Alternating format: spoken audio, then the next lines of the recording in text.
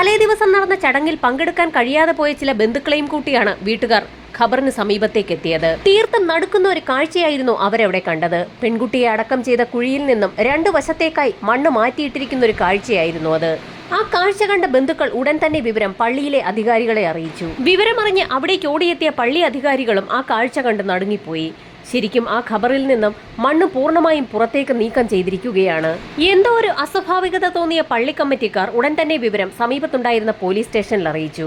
Police സ്റ്റേഷനിൽ വിവരമറിഞ്ഞ ഉടൻ തന്നെ ഒരു സംഘം പോലീസുകാർ സംഭവസ്ഥലത്തേക്ക് എത്തി. ഉന്നത അധികാരികളും പള്ളിക്കമ്മിറ്റിക്കാരും മരണപ്പെട്ട പെൺകുട്ടിയുടെ ബന്ധുക്കളും ചേർന്ന് ഒടുവിൽ ഒരു തീരുമാനത്തിലെത്തി. ഖബർ തുറന്ന് പരിശോധിക്കുക എന്നുള്ളതായിരുന്നു നിർണായകമായ ആ തീരുമാനം. ഖബറിൽ നിന്ന് മണ്ണ് പൂർണ്ണമായും നീക്കം ചെയ്ത സമയത്ത് പോലീസുകാരും പള്ളിക്കമ്മിറ്റിക്കാരും പെൺകുട്ടിയുടെ ബന്ധുക്കളും അക്ഷരാർത്ഥത്തിൽ നടുങ്ങിപ്പോയി. തൊട്ട് തലേ ദിവസം വൈകുന്നേരം അവിടെ അടക്കം ചെയ്ത പെൺകുട്ടിയുടെ മൃതദേഹം കാണാനില്ല. തലേ ദിവസം ചടങ്ങുകൾ പൂർത്തിയാക്കി എല്ലാവരും ശ്മശാനത്തിൽ നിന്ന് പോയ സമയത്ത് ഏതോ ചില വ്യക്തികൾ ചേർന്ന് ആ മൃതദേഹം അവിടെ നിന്നും എടുത്തുകൊണ്ട് പോയതാണെന്ന് പോലീസ് നിഗമനത്തിലെത്തി.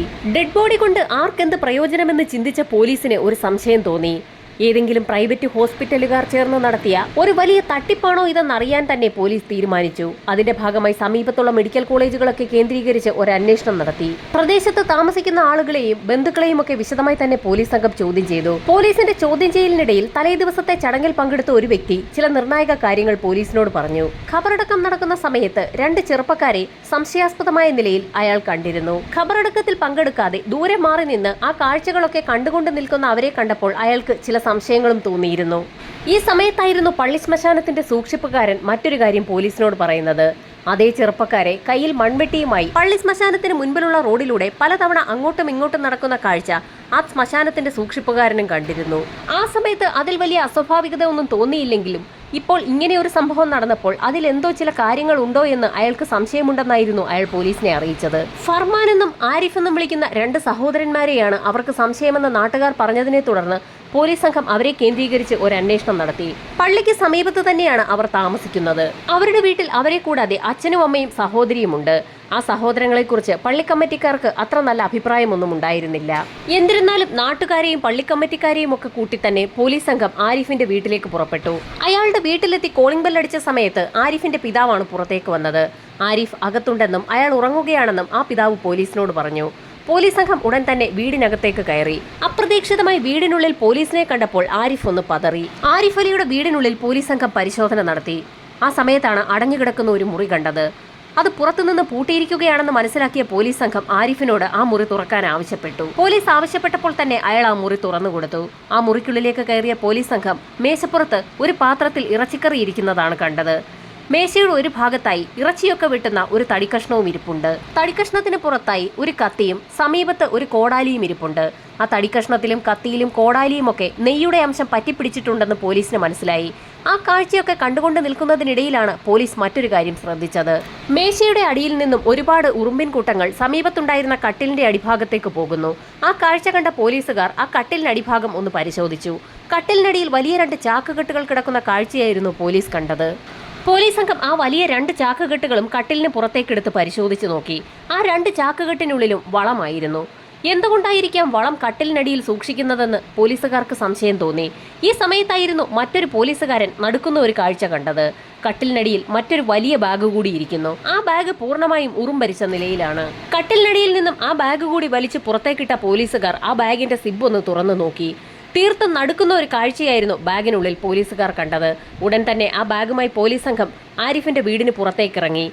വീടിന് ചുറ്റും പള്ളിക്കമ്മിറ്റിക്കാരും നേരത്തെ മരണപ്പെട്ട പെൺകുട്ടിയുടെ ബന്ധുക്കളും ഒക്കെ ഉണ്ടായിരുന്നു. അവർക്ക് മുൻപിലേക്ക് ആരിഫ് അലിയെ കൊണ്ട് തന്നെ പോലീസ് സംഘം ആ ബാഗ് പൂർണ്ണമായും തുറന്നു വെപ്പിച്ചു. തീർത്തും അമ്പരപ്പിക്കുന്ന കാഴ്ച കണ്ട് നാട്ടുകാരും പള്ളിക്കമ്മിറ്റിക്കാരും ഒക്കെ നടുങ്ങിപ്പോയി. കാണാതെ പോയ ആ പെൺകുട്ടിയുടെ ഡെഡ് ബോഡി അതാ ബാഗിനുള്ളിൽ ഇരിക്കുന്നു. പോലീസ് സംഘം ഉടൻ തന്നെ ഒരു പാ സംഘടിപ്പിച്ച് ആ പായുടെ മുകളിലേക്ക് ആരിഫ് അലിയെ കൊണ്ട് തന്നെ ആ പെൺകുട്ടിയുടെ മൃതദേഹം എടുത്തു വെപ്പിച്ചു. പെൺകുട്ടിയുടെ മൃതദേഹം പായുടെ മുകളിൽ കിടത്തിയ സമയത്തായിരുന്നു ശരിക്കും ആളുകളൊക്കെ ഒന്നുകൂടി ഞെട്ടിയത്. ആ മൃതദേഹത്തിന്റെ ഇടതുഭാഗത്തെ കാല് കാണാനില്ല.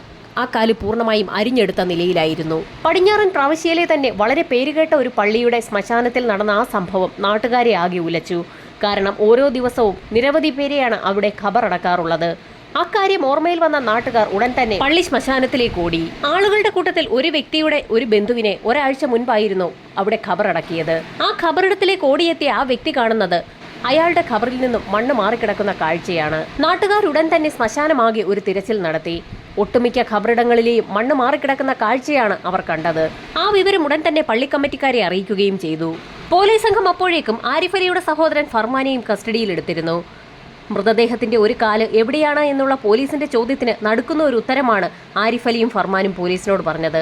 ആ മൃതദേഹത്തിന്റെ ഇടത് കാല് വെട്ടിയെടുത്ത ശേഷം അത് കറി വെച്ച് കഴിച്ചിരിക്കുകയാണ്. അവർ കഴിച്ചതിന്റെ ബാക്കി ഭാഗമാണ് അവരുടെ മുറിയിൽ നിന്നും പോലീസ് സംഘം കണ്ടെത്തിയത്. അത് കേട്ട പോലീസുകാരിൽ ചിലർ പോലും അറിയാതെ ഛർദ്ദിച്ചുപോയി. ആരിഫ് അലിയെയും ഫർമാൻ അലിയെയും പോലീസ് സംഘം വിശദമായി തന്നെ ചോദ്യം ചെയ്യുന്നതിനിടയിലാണ് ശ്മശാനത്തിൽ നിന്നും വേറെയും മൃതദേഹങ്ങൾ അവർ കുഴിച്ചെടുത്തതായുള്ള കാര്യങ്ങൾ പോലീസിനോട് തുറന്ന് സമ്മതിച്ചത്. ഈ സമയത്തായിരുന്നു നേരത്തെ പള്ളിയുടെ ശ്മശാനത്തിലേക്ക് പോയ ആളുകളൊക്കെ പോലീസ് സ്റ്റേഷനിലേക്ക് എത്തിയത്. അവിടെ പല കുഴികളിലും മണ്ണ് മാറ്റിയിട്ടുണ്ട് എന്നുള്ള കാര്യം പോലീസിനെ അറിയിച്ച സമയത്ത് പോലീസ് സംഘം ഫർമാൻ അലിയെയും ആരിഫ് അലിയെയും കൂട്ടി പള്ളിയുടെ ശ്മശാനത്തിലെത്തുകയും പള്ളിക്കമ്മിറ്റിക്കാർ ചില ആളുകളെ ഉപയോഗിച്ച് ആ ശ്മശാനത്തിലെയൊക്കെ സംശയം തോന്നിയ ഖബറിടങ്ങളിലെ മണ്ണ് പൂർണ്ണമായും നീക്കം ചെയ്യുകയും ചെയ്തു. ആ ഖബറിടങ്ങളിലൊന്നും മൃതദേഹമില്ല എന്നുള്ള സത്യം പോലീസ് സംഘം തിരിച്ചറിഞ്ഞു. ആ മൃതദേഹങ്ങളൊക്കെ തങ്ങൾ പുറത്തെടുത്തു എന്നും അവയൊക്കെ കറിവെച്ച് കഴിച്ചു എന്നും യാതൊരു മടിയും കൂടാതെ തന്നെ ആ സഹോദരങ്ങൾ പോലീസിന് മൊഴി നൽകി. പോലീസ് സംഘത്തിന്റെ വിശദമായ ചോദ്യം ചെയ്യലിൽ കഴിഞ്ഞ 2 വർഷമായി ആ ശ്മശാനത്തിൽ അടക്കം ചെയ്യുന്ന വ്യക്തികളുടെയൊക്കെ മൃതദേഹങ്ങൾ ആ സഹോദരങ്ങൾ ശേഖരിക്കുന്നുണ്ടായിരുന്നു എന്നുള്ള സത്യം തിരിച്ചറിഞ്ഞു. ഇതിനോടകം തന്നെ ശ്മശാനത്തിൽ നേരത്തെ അടക്കം ചെയ്തിട്ടുള്ള ആളുകളുടെയൊക്കെ ബന്ധുക്കൾ പരാതിയുമായി പോലീസ് സ്റ്റേഷനെ സമീപിച്ചിരുന്നു. പല ഖബറുകളിലെയും മണ്ണ് നീക്കം ചെയ്ത നിലയിലാണ്. 2 വർഷം കൊണ്ട് 100ഓളം മൃതദേഹങ്ങളാണ് ആ കൊടും കുറ്റവാളികൾ കുഴിയിൽ നിന്ന് പുറത്തെടുത്തത്. മൃതദേഹങ്ങൾ പുറത്തെടുക്കുക മാത്രമല്ല, അവയൊക്കെ പാകം ചെയ്ത് കഴിക്കുകയും ചെയ്തിരിക്കുകയാണ്. ഈ വിവരമറിഞ്ഞ നാട്ടുകാരിൽ പലരും ഭയത്തോടുകൂടിയാണ് പിന്നീട് ആ സഹോദരങ്ങളെ കണ്ടത്. ഉന്നത അധികാരികളുടെ നിർദ്ദേശപ്രകാരം കഴിഞ്ഞ 2 വർഷത്തിൽ അടക്കം ചെയ്യപ്പെട്ട എല്ലാ മൃതദേഹങ്ങളുടെയും ഖബറുകൾ ഇളക്കി പരിശോധന നടത്താൻ തീരുമാനമായി. പരിശോധനയിൽ ആരിഫും ഫർമാനും പറഞ്ഞ കാര്യങ്ങൾ 100% സത്യമാണെന്ന് പോലീസിന് വ്യക്തമായി. പല കുഴികളിലും മൃതദേഹങ്ങൾ ഉണ്ടായിരുന്നില്ല. പെട്ടെന്ന് തന്നെ വാർത്ത സെൻസേഷണലായി മാറി. പാകിസ്ഥാനിലെ പഞ്ചാബ് പ്രവിശ്യയിലെ എല്ലാ വാർത്താമാധ്യമങ്ങളും അത് റിപ്പോർട്ട് ചെയ്യുകയും ചെയ്തു. 2 വർഷം കൊണ്ട് 2 സഹോദരങ്ങൾ ചേർന്ന് 100ഓളം വരുന്ന മൃതദേഹങ്ങൾ പള്ളിയുടെ ശ്മശാനത്തിൽ നിന്ന് കുഴിച്ചെടുക്കുകയും അത് ഭക്ഷിക്കുകയും ചെയ്തു എന്നുള്ള വാർത്ത ലോക വാർത്താ മാധ്യമങ്ങൾ കൂടി ഏറ്റെടുത്തു. ആരിഫിന്റെയും ഫർമാന്റെയും അറസ്റ്റ് രേഖപ്പെടുത്തിയ പോലീസ് സംഘം വിശദമായ ചോദ്യം ചെയ്യലുകൾക്കൊടുവിൽ അന്വേഷണം പൂർത്തിയാക്കി കുറ്റപത്രം കോടതിയിൽ സമർപ്പിച്ചു. വിചാരണ തുടങ്ങുമ്പോഴാണ് വലിയൊരു പ്രശ്നം കോടതിയിൽ ഉണ്ടായത്. ആരിഫും ഫർമാനും ചെയ്ത കുറ്റം എന്താണെന്നായിരുന്നു കോടതി പ്രോസിക്യൂഷനോട് ചോദിച്ചത്. സഹോദരന്മാർ ചേർന്ന് മൃതദേഹങ്ങൾ കുഴിച്ചെടുത്ത് ഭക്ഷിച്ച കാര്യം പ്രോസിക്യൂഷൻ കോടതിയെ അറിയിച്ച സമയത്തായിരുന്നു ചില ഞെട്ടിക്കുന്ന കാര്യങ്ങൾ കോടതി പ്രോസിക്യൂഷനെ അറിയിക്കുന്നത്. സാധാരണയായി എല്ലാ മനുഷ്യരും ഏതെങ്കിലും മൃഗങ്ങളെയോ പക്ഷികളെയോ ഒക്കെ കൊന്നതിന് ശേഷം അതിന്റെ ഡെഡ് ബോഡി തന്നെയാണ് ഭക്ഷിക്കാറുള്ളത്.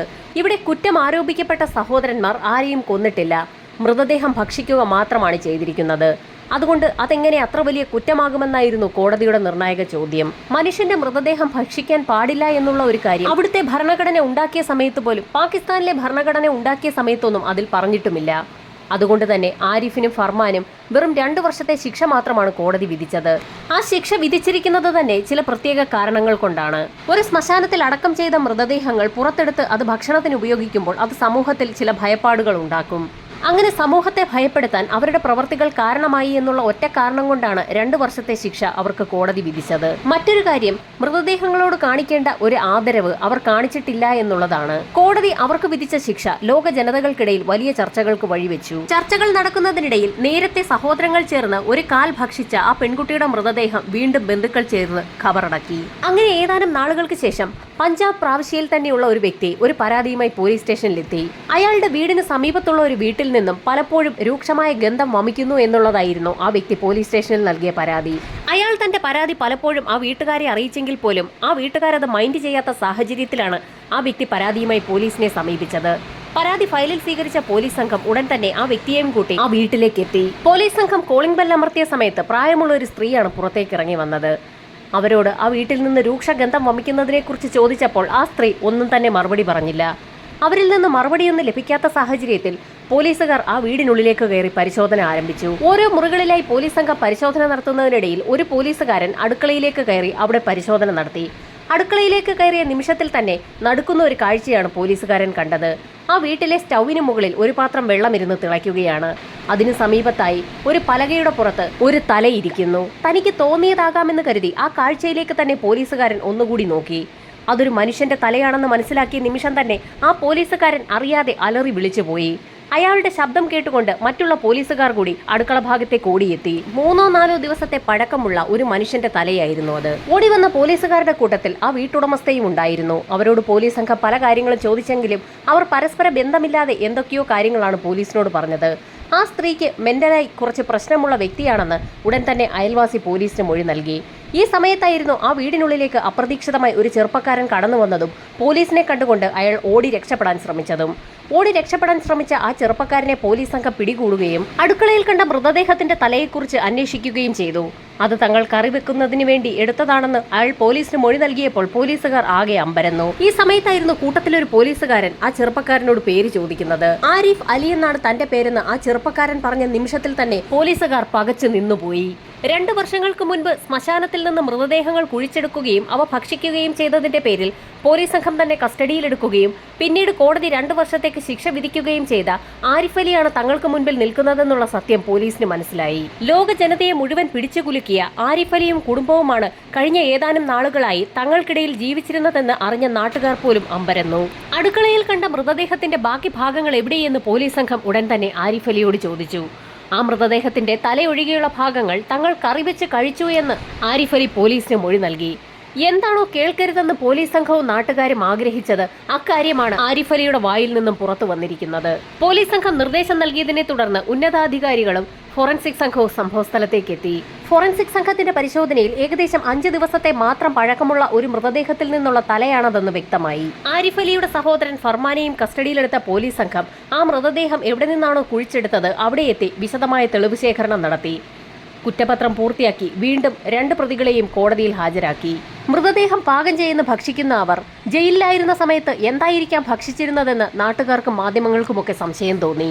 ആദ്യകാലത്തൊക്കെ ചത്തുപോയ നായ്ക്കളുടെയും മറ്റു മൃഗങ്ങളുടെയും ഒക്കെ ഡെഡ് ബോഡിയായിരുന്നു ആ വ്യക്തികൾ കഴിച്ചിരുന്നത്.